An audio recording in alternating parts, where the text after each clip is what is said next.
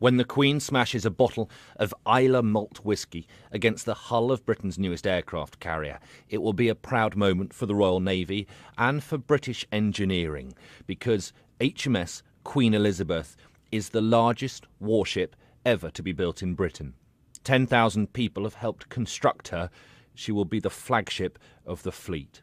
It's a very important day for engineering, a very important day for jobs, for skills, for achievement. It's a tremendous achievement to have built these ships, the largest ever for the Royal Navy, the largest ever built here in the UK. So a very, very good day all round, and it represents a great future, I think, for the military and for the nation as a whole. HMS Queen Elizabeth is the first of two new aircraft carriers being built in the UK. The second, the Prince of Wales, will be ready in a few years, but the government hasn't decided whether to use her, to mothball her, or to sell her. We absolutely need two. If you've only got one, you've only got one for sure 80% of the time. If you've got two, you've got one 100% of the time, and actually if a real crunch comes, you can generate the second and you can use two of them. The new F-35 fighter jet will fly off the carrier, although not for a few years yet.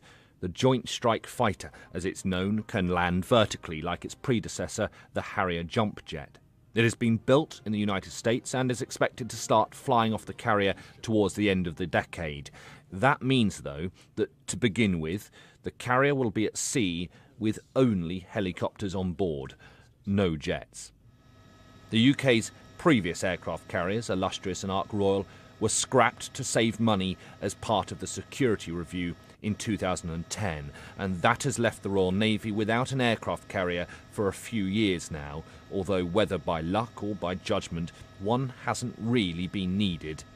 The decision whether or not to have one or two aircraft carriers will say a lot about where the government wants to be in the wider world, because two aircraft carriers will symbolise a properly funded navy, a powerful military that can project its force wherever it wants. The years that the Royal Navy have spent without an aircraft carrier at all have been years of acute embarrassment for them.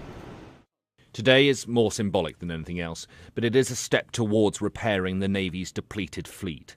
Later this month, HMS Queen Elizabeth will be floated and then fitted out before starting sea trials. She'll come into service in 2017, ready to sail in anger.